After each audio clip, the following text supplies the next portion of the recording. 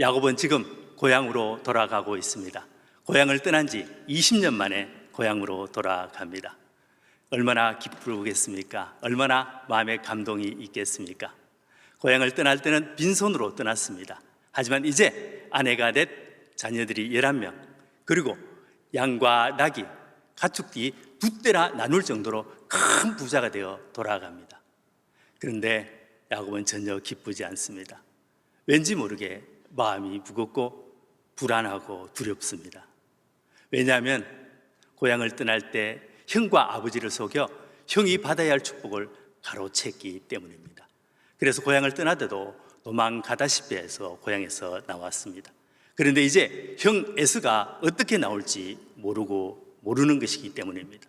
그래서 야곱은 심부름꾼을 보냅니다. 나에게 양과 노비가 많이 있습니다. 그래서 형님에게 내가 예물을 드리고 싶습니다. 그러니 옛날 죄 다 용서하고 이제 나를 받아주십시오 하는 마음으로 심부름꾼을 보내게 됩니다. 오늘 본문 말씀 5절 6절 말씀입니다. 내게 소와 나귀와 양떼와 노비가 있으므로 사람을 보내어 내 주께 알리고 내 주께 은혜 받기를 원하나이다 하라 하였더니 사자들이 야곱에게 돌아와 이르되 우리가 주인의 형 에스에게 이른즉 그가 400명을 거느리고 주인을 만나려고 오더이다. 형에게 화치를 하려고 한 것이 오히려 더 큰 화근이 되었습니다. 이제 형 에스가 400명 군사를 이끌고 나를 맞으러 온다는 것입니다. 야곱은 수많은 문제와 어려움이 있었지만 늘 슬기롭게 잘 해결해 나갔습니다.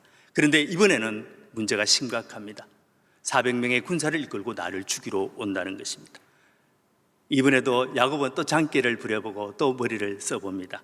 7절 8절 말씀입니다. 야곱이 심히 두렵고 답답하여 자기와 함께한 동행자와 양과 소와 낙타를 두 떼로 나누고 이르되 에스가 와서 한 떼를 치면 남은 한 떼는 피하리다 하고 가족과 모든 소유를 두 떼로 나눕니다. 그리고 앞서 보낸 한 떼를 에스가 치면 나머지 한 떼와 함께 자신은 피하겠다는 것입니다. 이것은 가족과 아내와 자식들을 총알바지로 내세우고 자기는 살아보겠다는 얍삭바른 생각인 것입니다. 여러분, 야곱하면 어떤 느낌이 이미지가 있습니까? 성경에서도 야곱을 이렇게 평가했습니다. 속이는 자, 빼앗는 자. 다시 말하면 사기꾼으로 야곱을 평가했습니다. 저는 야곱을 생각할 때마다 얄미운 사람이라는 생각이 듭니다. 우리나라 동요 속에 나오는 흥부와 놀부의 놀부 같은 이미지라고 할까요? 또 콩쥐 파치의 파치 같은 이미지라고 할까요? 하나님께서도 이사야 41장에서 야곱을 너 버러지 같은 야곱이라고 평가했습니다. 하나님도 야곱이 못돼 먹은 인간임을 알았다는 것입니다. 왜 하나님은 착한 사람, 거룩한 사람을 통하여 하나님의 믿음의 계보를 이어가지 아니하시고 야곱과 같이 치사하고 약삭빠른 욕심 많은 사람을 통해서 믿음의 계보를 이어갈까요? 만약 여러분이 하나님이라면 어떻게 하실 것 같습니까? 내가 하나님이라면 이 인간 야곱은 정말 인간성이 못돼 먹어서 내가 너를 통해서 예수 그리스도의 계보를 이어가려고 했는데 안 되겠다고 생각하고 다른 사람을 찾을 것 같습니다. 여기서 오늘 야곱 말고 우리 자신들을 한번 돌아보았으면 좋겠습니다. 만약 하나님께서 착한 사람 또 똑똑한 사람만 은혜 베풀어 주셨다면 여기 이 자리에 여러분 앉아 있을 분 몇 분이나 되실 것입니까? 곰곰이 나 자신을 한번 돌아보시기 바랍니다. 나에게 의가 있습니까? 내가 하나님의 백성으로 선택받을 만한 자격이 있느냐는 것입니다. 사촌이 땅을 사면 배가 아프고 누군가 나와 라이벌 관계의 사람을 칭찬하면 속으로 흥하고 누가 나를 알아주지 않으면 괘씸해하고 내가 뭔가 잘하면 어깨에 힘이 들어가고 목을 지켜 세우는 것이 저와 여러분 아닙니까? 남의 불행이 곧 나의 행복이라고 생각하고 남을 깎아내리는 것을 즐거워하는 것이 우리가 아닌가 한번 생각해 보자는 것입니다. 우리는 누군가의 헌담에 누군가의 실수에 관심이 많습니다. 누군가의 헌담을 하면 기가 쫑긋합니다. 왜일까요? 그 사람을 깎아내리고 내가 높아 보이고 싶은 그 못된 심성 때문입니다. 야곱을 욕할 것이 아니라 사실은 우리가 바로 야곱이라는 것입니다. 성경 로마서에서는 에서는 버림을 당했고 야곱은 선택하셨다고 하나님께서 말씀하셨습니다. 왜일까요? 하나님의 은혜입니다. 여러분이 여기 앉아 있는 것도 바로 하나님의 은혜라는 것입니다. 우리가 똑똑해서가 아니라 전적인 하나님의 선택입니다. 착해서가 아니라 오로지 하나님의 은혜라는 것입니다. 우리의 의는 아무것도 없습니다. 오직 은혜입니다. 그래서 우리가 할 수 있는 것은 그저 하나님 앞에 감사드리고 찬양할 수밖에 없는 것입니다. 우리와 같은 성정을 가진 야곱, 그를 통해서 이스라엘의 시작이 되게 하십니다. 아니, 우리보다 더 추한 모습이 바로 야곱입니다. 그러나 성경에서는 야곱을 기도의 조상으로 높이 평가하고 있습니다. 아브라함을 믿음의 조상, 이삭을 순종의 조상, 야곱을 기도의 조상으로 높이 평가하고 있다는 것입니다. 왜 야곱을 기도의 조상으로 여기며 하나님의 축복을 이어갔는지, 오늘 야곱의 기도를 살펴보면서 그 축복이 오늘 나의 축복으로 느껴지고 나의 축복으로 간증이 되는 축복이 있기를 축원드리겠습니다. 오늘 본문 속으로 한번 들어가 보겠습니다. 이제 야곱은 자기가 할 수 있는 것이 아무것도 없다고 생각하고 그는 이제 하나님 앞에 나아갑니다. 이제 기도의 자리에서 기도하고 있는 것입니다. 9절 말씀 함께 읽겠습니다. 시작. 야곱이 또 이르되 내 조부 아브라함의 하나님, 내 아버지 이삭의 하나님 여호와여, 주께서 전에 내게 명하시기를 내 고향 내 족속에게로 돌아가라, 내가 내게 은혜를 베풀리라 하셨나이다. 야곱은 아브라함의 하나님, 이삭의 하나님 여호와라고 부르고 있습니다. 곧 언약의 하나님을 찾으며 그 언약을 기억해 달라는 것입니다. 그리고 주께서 고향으로 돌아가라, 은혜를 베풀어 주시겠다고 말씀하셨다고 고백합니다. 주님께서 말씀하신 대로 제가 순종하는데 왜 이런 일이 있습니까? 먼저 야곱은 약속의 말씀을 붙잡고 기도하고 있는 것입니다. 야곱은 하나님의 신실하심을 붙잡고 기도하고 있는 것입니다. 내 의가 아니라 하나님의 말씀을 붙잡고 기도하고 있는 것입니다. 그리고 이제 자기 자신을 돌아보는 기도를 합니다. 10절 말씀입니다. 함께 읽겠습니다. 나는 주께서 주의 종에게 베푸신 모든 은총과 모든 진실하심을 조금도 감당할 수 없사오니 내가 내 지팡이만 가지고 이 요단을 건넜더니 지금은 두 때나 이루었나이다. 야곱은 드디어 주님 앞에서 자기 자신을 보고 있는 것입니다. 주께서 주의 종에게 종이라고 고백합니다. 그리고 모든 은총과 진실하심을 나는 조금도 감당할 수 없다고 고백합니다. 주님, 나는 당신의 은혜 입은 자입니다. 하지만 당신의 은혜를 감당할 수 없는 종입니다. 죄인임이라고 고백하고 있는 것입니다. 당신은 신실하십니다. 당신은 선하십니다. 나는 당신 앞에 감히 나아갈 수도 없는 그런 죄인이라고 고백하고 있는 것입니다. 야곱은 주님 앞에 겸손히 꿇어 엎드려 은혜를 구하고 있는 것입니다. 기도자로서 먼저 가져야 할 자세가 바로 이것입니다. 주님, 은혜가 필요합니다. 주님, 나를 불쌍히 여겨 주옵소서. 그리고 야곱은 지난 날을 회상하고 있습니다. 요단을 건널 때 지팡이만 갖고 건넜다고 고백합니다. 그런데 이제는 너무나 많은 두 때로 나눌 정도로 그는 부자가 되었다고 고백하고 있습니다.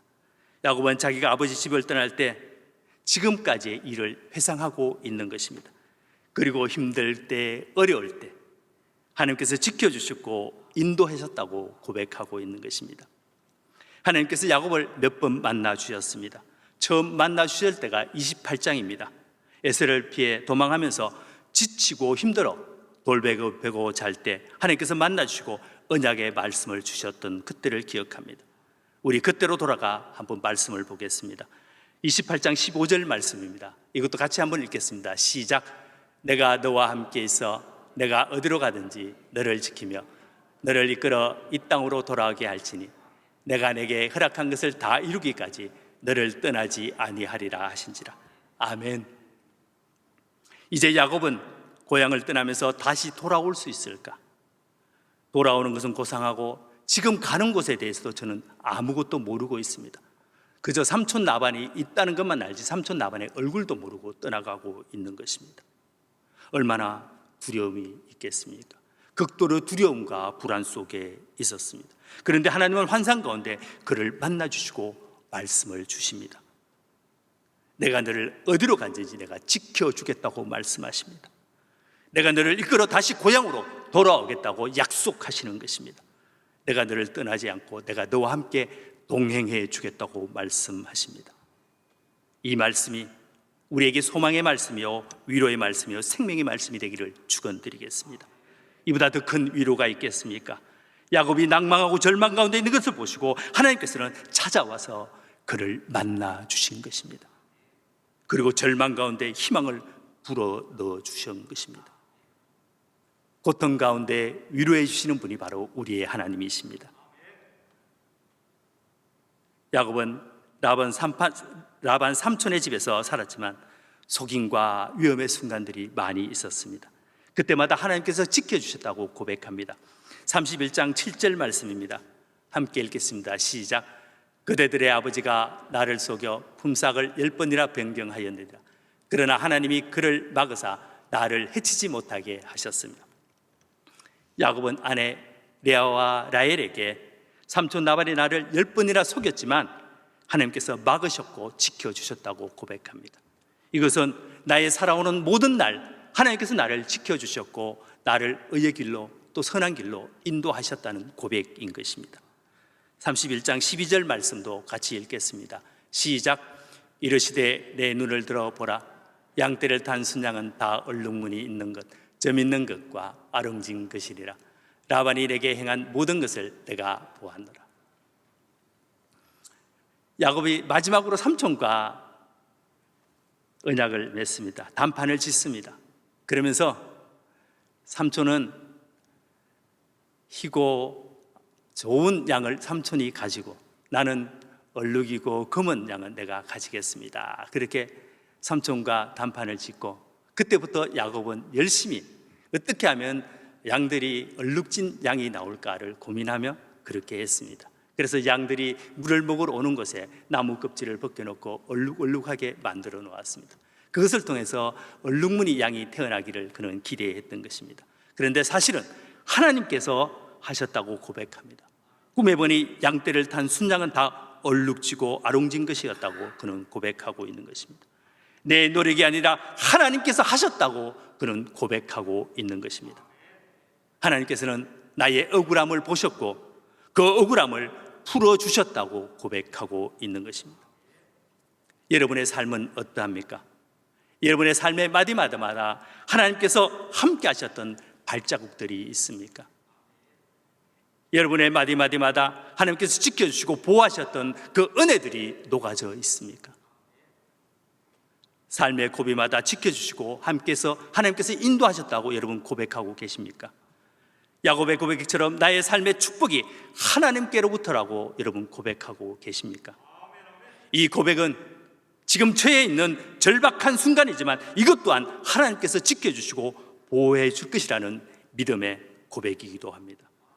우리의 삶이 아무리 힘들고 어렵다 할지라도 지금의 야곱의 순간보다 어렵지는 않을 것입니다. 야곱은 지금 당장 죽음의 순간을 맞고 있기 때문입니다. 하지만 우리가 아무리 힘든 상황이 올지라도 우리는 믿음으로 나아가야 합니다. 지금까지 하나님의 은혜로 살았다면 앞으로도 하나님의 은혜로 승리할 수 있다는 그 확신의 믿음이 있어야 하는 것입니다. 내가 지팡이만 가지고 건넜더니 이제 내가 두 떼나 가졌다고 고백합니다. 야곱은 아무것도 없이 지팡이만 가지고 요단을 건너갔지만 그래서 그는 처절히 노력했고 열심히 살았습니다. 온갖 수단을 다 써보았습니다. 그런데 지금 와서 돌아보니 다 주님께서 축복해 주셨다는 것입니다. 삼촌에게 속아서 억울했는데 지금 와서 보니 하나님께서 그 억울함을 풀어주셨다고 고백하는 것입니다. 내가 억울하면 하나님께서 대신 아파하십니다. 내가 힘들면 하나님도 함께 힘들어 하십니다. 그리고 우리의 위로자가 되어 주십니다. 우리의 억울함을 하나님께서는 갚아 주신다는 것입니다. 그리고 매 순간 우리와 함께 동행해 주시며 지켜 주신다는 것입니다. 이것이 바로 야곱의 고백입니다. 이 고백이 우리 모두의 고백이 되기를 축원드리겠습니다. 이제 야곱은 본격적인 간구의 기도를 드립니다. 11절 말씀 같이 읽겠습니다. 시작. 주께 간구하오니 내 형의 손에서 에서의 손에서 나를 건져 내시옵소서. 내가 그를 두려워함은 그가 와서 나와 내 처자를 칠까 겁이 나기 때문이다. 야곱은 자기의 마음에 솔직하게 하나님 앞에 올려드리고 있습니다. 내 형의 손에서 에서의 손에서 계속 반복하며 두려워 떨고 있다고 고백하고 있습니다. 그러니 이 수령에서 하나님 건져달라는 간절한 기도입니다. 내가 죽게 되었습니다. 아니, 내 가족이 다 죽게 되었습니다. 간절함을 넘어 이거는 처절한 기도입니다. 간절한 기도는 응답의 기도입니다. 간절한 기도는 능력의 기도입니다. 간절한 기도의 자리는 바로 문제가 해결되는 자리입니다. 우리에게 간절함이 필요합니다. 지금까지 내가 죽게 되었다는 이 간절함이 우리에게 있어야 합니다. 여러분, 간절함이 회복되기를 축원드리겠습니다. 어떠한 문제이든지 그것이 큰 문제이든지 작은 문제이든지 크고 작은 것이 문제가 아니라 우리에게 간절함이 있느냐가 더 문제인 것입니다. 우리의 문제는 문제가 아니라 기도의 질이 문제입니다. 우리에게 간절함만 회복된다면 더 이상 우리의 문제는 문제가 아니라 바로 응답이요 축복이 될 것입니다. 우리에게 간절함이 회복된다면 우리의 인생이 바뀔 것입니다. 야곱이 이스라엘로 바뀐 것은 엄청난 변화입니다. 그저 단순한 신변의 변화가 아닙니다. 12명 가정에서 이스라엘이라는 국가 세우는 새로운 시작이 되었습니다. 그를 통하여 예수 그리스도를 태어 탄생하는 믿음의 계보를 이어가는 하나님의 나라의 시작이 된 것입니다. 우리 기도의 간절함이 회복되어야 할 것입니다. 우리 기도의 간절함만 회복된다면 우리 인생이 바뀌는 그런 기적을 여러분 경험하게 될 것입니다. 야곱은 처음 기도의 시작을 약속의 말씀을 붙들고 기도했고 또 마지막으로 또 약속의 말씀을 붙들고 기도합니다. 우리 12절 말씀 또 같이 읽겠습니다. 시작. 주께서 말씀하시기를 내가 반드시 내게 은혜를 베풀어 내 시로 바다에 셀 수 없는 모래와 같이 많게 하리라 하셨나이다. 아멘. 주께서 말씀하시기를, 내가 기도했기에 응답하는 것이 아니라 하나님께서 언약하셨기에 약속하셨기에 반드시 이루어질 것이라는 것입니다. 우리는 어떠한 상황 가운데서도 약속의 말씀을 붙잡아야 합니다. 하나님의 약속의 말씀은 반드시 이루어지기 때문입니다. 하나님은 신실하신 분이기 때문입니다. 하나님의 말씀은 선하시기 때문입니다. 어떠한 경우라도 우리 낙심하지 말고 말씀을 붙잡아야 합니다. 하나님의 말씀을 붙잡으면 반드시 그 말씀대로 이루어지기 때문입니다. 야곱은 하나님도 지렁이 같은 야곱이라고 표현할 정도로 그는 형편없는 사람이었습니다. 어쩌면 우리보다 더 못한 사람이었을 것입니다. 그러한 그를 위대한 기도자로 바꾸었습니다. 야곱이 기도의 조상이 되었다면 우리도 얼마든지 기도의 조상이 될 수 있습니다. 올 한 해 우리 기도의 승리자가 됩시다. 올 한 해 우리 기도의 용사가 됩시다. 우리 앞길에 어떠한 문제가 오더라도 절망할 필요가 없습니다. 이제 우리는 기도자입니다. 우리는 기도의 승리자입니다. 문제에 와라, 내가 절대로 이제 굴복하지 않을 것이다. 사탄아 어떠한 문제를 나에게 던질지라도 나는 이제 좌절하지 않을 것이다. 우리 문제를 향해 한번 외쳐봤으면 좋겠습니다. 우리 사단을 향해 한번 외쳐봤으면 좋겠습니다. 제가 외치면 여러분 한번 따라해 봤으면 좋겠습니다. 문제야 와라, 문제야 와라. 나는 이제 떨지 않을 것이다. 이제 나는 떨지도 않을 것이다. 나는 이제 기도의 사람이다. 나는 이제 기도의 용사다. 나는 이제 기도의 조상이 될 것이다. 아멘, 아멘. 아멘이죠. 기도의 사람은 내 문제에 허덕이지 않습니다.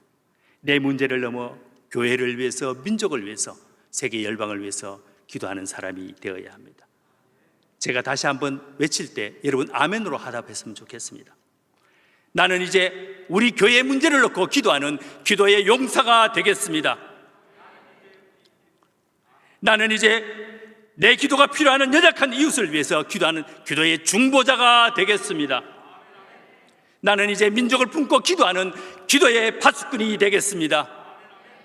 나는 이제 세계 열방을 품고 기도하는 기도의 사명자가 되겠습니다. 아멘, 아멘. 여러분, 아멘이죠. 하나님께서 버러지 같은 야곱을 기도의 조상으로 삼으셔서 이스라엘에 되게 하셨듯이 우리를 통해서 하나님께서는 기도의 사람으로 만들어 가시기를 원하십니다. 올 한 해 여러분, 기도의 간증이 넘치는 복된 한 해가 되기를 축원드리겠습니다. 올 한 해 기도의 지경이 넓어지는 기도의 사명자가 되시기를 축원드리겠습니다. 오늘 야곱의 기도를 통해서 한 번 더 살펴보고자 합니다. 야곱이 잘나서 똑똑해서 기도의 사람이 된 것이 아닙니다. 하나님께서 그의 환경을, 그의 여건을 그렇게 만들어 가셨습니다. 다시 한번 말씀 안에서 하나님의 마음을 느껴보았으면 좋겠습니다. 버러지 같은 야곱을 이스라엘로 만들어 가신 그 하나님의 신실하심을 발견하는 시간이 되었으면 좋겠습니다. 야곱은 기도의 시작과 끝을 하나님의 말씀을 붙잡고 기도했습니다. 9절 말씀 다시 한번 읽어보겠습니다. 시작. 야곱이 또 이르되 내 조부 아브라함의 하나님, 내 아버지 이삭의 하나님 여호와여, 주께서 전에 내게 명하시기를 내 고향 내 족속에게로 돌아가라. 내가 내게 은혜를 베풀리라 하셨나이다. 주께서 내게 명하시기를 내 고향 내 족속에게로 돌아가라. 내가 은혜를 베풀리라. 이 한 언약의 말씀은 언제 하셨냐면 31장 13절에 나오는 약속입니다. 삼촌 라반과 그의 아들들, 그의 처남들의 시기를 받아 위협을 받을 때 하나님께서 천사를 통해서 야곱에게 하신 말씀입니다. 우리 31장 13절 말씀도 같이 읽어보겠습니다. 시작. 나는 베델의 하나님이라. 내가 거기서 기둥에 기름을 붓고 거기서 내게 서원하였으니 지금 일어나 이곳을 떠나서 내 출생지로 돌아가라 하셨느니라. 나는 베델의 하나님이라. 나는 베델의 하나님이라. 베델의 하나님이라고 고백하고 있습니다. 야곱이 형을 피하여 도망하여 아무것도 기대할 수 없고 아무것도 의지할 수 없고 절망 가운데 있는 그 야곱을 만나 주셨던 하나님이십니다. 그에게 힘을 주시고 용기를 주시고 위로해 주셨습니다.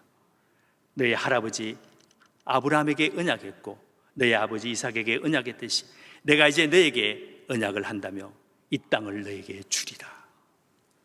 그리고 너의 자손이 티끌같이 많아질 것이다.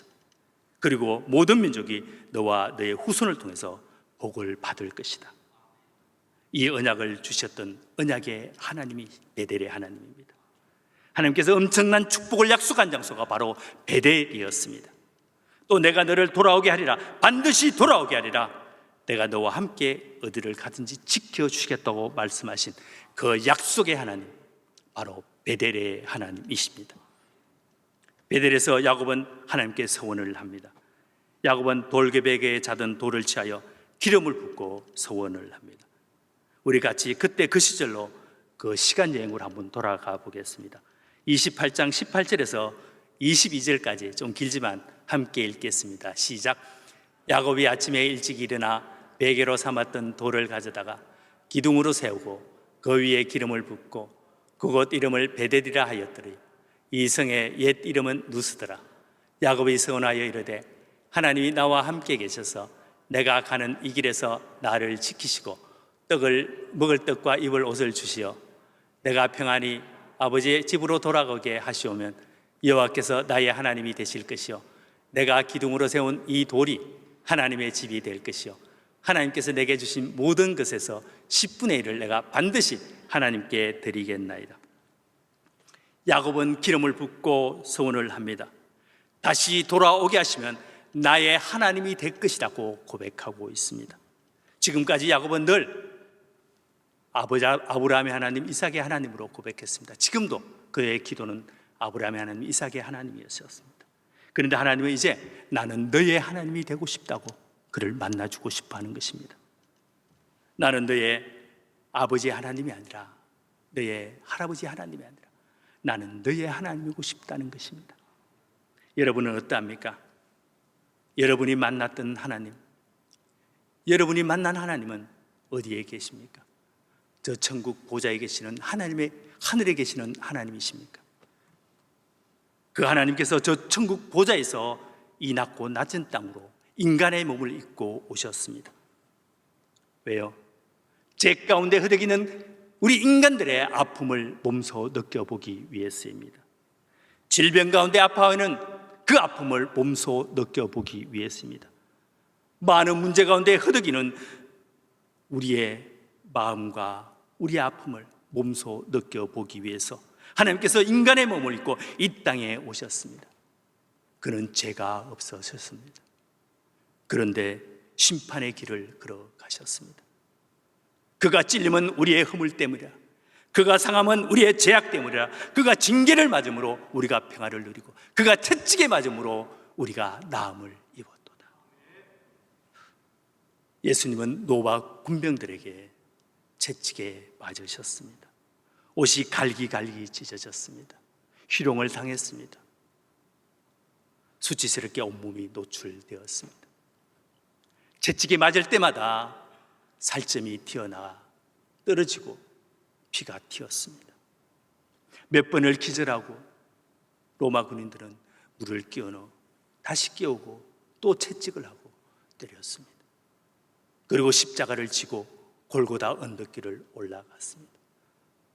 로마 군인들은 발길질하고 채찍을 했습니다. 몇 번을 넘어지고 일어나고 몇 번을 넘어지고 드디어 무릎이 탈골되어 더 이상 걸을 수 없게 되죠. 구레네 사람 시몬에게 십자가를 대신 지고 골고다 언덕 십자가 위에서 양손이 못이 박혔습니다. 머리에 가시관이 있으셨습니다. 그리고 옆구리에 창이 찔려 물과 피를 다 쏟으셨습니다.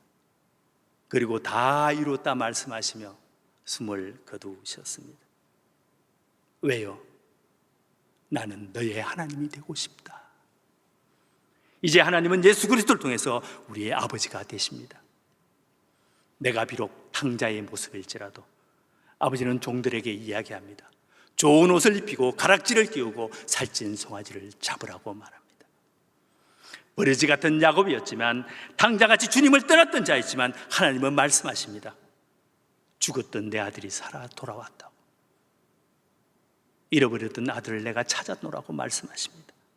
이제 우리는 하나님의 잃어버린, 다시 찾은 아들입니다. 죽었다가 다시 살아온 하나님의 아들입니다. 누가 뭐래도 우리는 하나님의 아들입니다. 이제 하나님은 나의 하나님이 되십니다. 창세기 28장 22절 다시 한번 읽어보겠습니다. 시작. 내가 기둥으로 세운 이 돌이 하나님의 집이 될 것이요 하나님께서 내게 주신 모든 것에서 10분의 1을 내가 반드시 하나님께 드리겠나이다. 반드시 돌아오게 하겠다는 것이 바로 베델입니다. 베델은 어디입니까? 하나님의 전입니다. 야곱이 서원한 것입니다. 하나님의 전이 될 것이라고 그는 서원했습니다. 이것은 바로 사명이었습니다. 내가 10분의 1을 하나님 앞에 드리겠습니다. 이것은 야곱의 헌신입니다. 지금까지 야곱은 자기 것을 모으는 것만 생각하고 살았습니다. 아내를 넷, 자녀를 11명, 그리고 많은 가축을 가졌습니다. 그는 큰 부자가 되었습니다. 야곱은 자기 욕심대로 살았습니다. 야곱을 만나서 재미 본 사람 아무도 없습니다. 야곱 때문에 모두가 다 빼앗겼고 손해를 보았습니다. 그러한 그가 이제 세상 욕심에 이끌리지 않고 이제 사명을 회복하고 헌신자로 돌아오라는 것입니다. 하나님은 야곱이 서원한 베델로 불러오고 있는 것입니다. 이제는 베델에서 서원한 그 사명을 회복하고 사명으로 일어서라는 것입니다. 이제는 세상 욕심에 이끌리지 말고 헌신자로 살아라고 하나님께서 그를 데리고 오고 있는 것입니다. 여러분 혹시 사명을 놓아버리고 계신 분 계십니까? 여러분 혹시 서원한 것을 잊어버리고 계신 분 계십니까? 여러분 헌신의 자리에 있어야 하는데 그 헌신의 자리를 잊어버리고 계신 분 계십니까? 하나님께서는 돌아오기를 원하고 계십니다. 야곱은 서원을 했지만 잊어버렸습니다. 그리고 세상 욕심대로 살았습니다. 그는 삼촌 라반의 집에서 어떻게 하면 더 많이 빼앗아올까, 더 많이 채울까만 생각했습니다. 그러한 그에게 하나님은 환경과 여건을 만들어 가십니다. 자기 처남들에게 시기를 받게 됩니다. 그래서 그는 그것을 도망할 수밖에 없는 환경으로 그의 여건을 만들어 가셨습니다. 하지만 그곳을 떠나 돌아가지만 그에겐 사명이 없었습니다. 그저 지금의 환경에서 도망하는 것뿐이었습니다. 그러한 그에게 하나님은 이제 다시 한번 막다른 골목으로 그를 이끌어 가십니다. 형에서가 군사 400명을 이끌고 그를 죽이러 오고 있는 것입니다. 지금까지 욕심을 부리고 많이 모았지만 이제 죽음 앞에서 이것이 아무런 의미도 없다는 것을 그는 깨닫게 됩니다. 이제 죽느냐 사느냐의 문제입니다. 늦었지만 이제야 그는 베델로 돌려보내달라고 고백하고 있습니다. 그 베델에서 소환한 사명 자리를 그는 이제 깨닫고 있는 것입니다. 사명을 생각하고 내가 돌아가 다시 사명자로 살겠다는 고백인 것입니다. 여러분, 어려운 환경이 내가 다시 사명이 생각나게 한다면 그것은 복일 것입니다. 내가 처한 환경이 절망이지만 다시 헌신의 삶을 살겠다고 고백할 수 있다면 그것은 바로 은혜일 것입니다. 왜냐하면 하나님은 그 고백을 들으시고 사명의 길로, 헌신의 길로 우리의 삶을 아름답게 인도해 가실 것이기 때문입니다. 우리 사명을 회복합시다. 우리 다시 한번 헌신자의 그 헌신의 자리에 돌아오시기 바랍니다. 누가 이야기해서가 아니라 나의 사명이 무엇인지, 하나님 원하시는 나의 헌신이 무엇인지 우리 스스로 알고 있을 것입니다. 이 말씀을 들으시면서 그 사명이, 그 헌신이 다시 한번 회복되는 복된 시간이 되기를 축원드리겠습니다. 다시 말하면 하나님은 신실하신 분입니다. 야곱을 사명자로 회복시키기 위해서 베델로 다시 불러오고 있는 것입니다. 야곱을 헌신자로 회복시키기 위해서 야곱을 베델로 돌려보내고 있는 것입니다. 야곱을 통해서 예배받기 위해서 예배의 자리로 야곱을 불러오고 있는 것입니다. 하나님은 어떠한 대가를 치르더라도 하나님은 반드시 야곱을 베델로 데리고 와서 예배자로, 헌신자로, 사명자로 세울 것입니다. 하나님은 신실하십니다. 절대로 여러분을 세상 가운데 고아처럼 버려두지 않을 것입니다. 세상 끝날까지 여러분과 함께 하실 것입니다. 왜냐하면 하나님께서는 여러분을 위해서 너무나 큰 대가를 지불했기 때문입니다. 무엇이 아무리 값진 것이라고 할지라도 자신의 아들의 생명을 바꿀 수 있는 것은 없을 것입니다. 그런데 하나님은 자신의 독생자 예수 그리스도를 우리와 맞바꾼 것이기 때문입니다. 예수 그리스도의 생명을 주고 우리를 샀기 때문입니다. 그런데 어떻게 우리를 하나님께서 포기할 수 있겠습니까? 하나님은 여러분 절대로 포기하지 않을 것입니다. 하나님은 신실하시기 때문입니다. 그분이 이제 나의 하나님이 되어 주셨습니다. 우리 마지막으로 느헤미야 1장 9절 말씀 한번 읽고 마무리하도록 하겠습니다. 같이 읽겠습니다. 시작. 너희 쫓긴 자가 하늘 끝에 있을지라도 내가 거기서부터 그들을 모아 내 이름을 두르고 택한 곳에 돌아오게 하리라. 여러분이 바다 끝에 있을지라도, 여러분이 세상 끝에 있을지라도 하나님께서는 반드시 돌아오게 하시겠다는 것입니다. 어디에요? 내가 택한 곳, 바로 베델입니다. 바로 하나님의 집입니다. 바로 교회입니다. 그분은 신실하십니다. 여러분, 이 교회가 여러분의 예배의 자리가 되기를 축원드리겠습니다. 이 교회가 여러분에게 사명의 자리입니다. 이 교회가 여러분에게 헌신의 자리입니다. 이 교회가 여러분에게 축복의 자리입니다. 코로나가 벌써 2년이 다 되어 가고 있습니다. 많은 사람들이 지쳐가고 힘들어하고 있습니다. 하지만 이제 조금씩 일상이 열리는 것 같습니다. 다음 달부터 이제 위드 코로나로 우리의 일상이 많이 회복될 것입니다. 그런데 한번 생각해 보았으면 좋겠습니다. 일상의 회복에 앞서서 우리의 영이 회복되어야 하지 않을까요? 우리의 예배가 회복되어야 하지 않을까요? 우리의 사명이 회복되어야 하지 않을까요? 우리 헌신이 회복되어야 하지 않을까요? 하나님께서는 반드시 여러분의 삶에 함께 하실 것이고, 여러분의 삶을 통해서 하나님께서 반드시 예배의 자리에서 예배를 받으실 것입니다. 여러분의 헌신을 통해서 다시 한번 여러분의 사명 자리에서 축복의 사람으로 만들어 가실 것입니다. 우리 찬양하며 기도하도록 하겠습니다. 하나님은 신실하십니다. 오늘 마음의 고백으로 찬양했으면 좋겠습니다.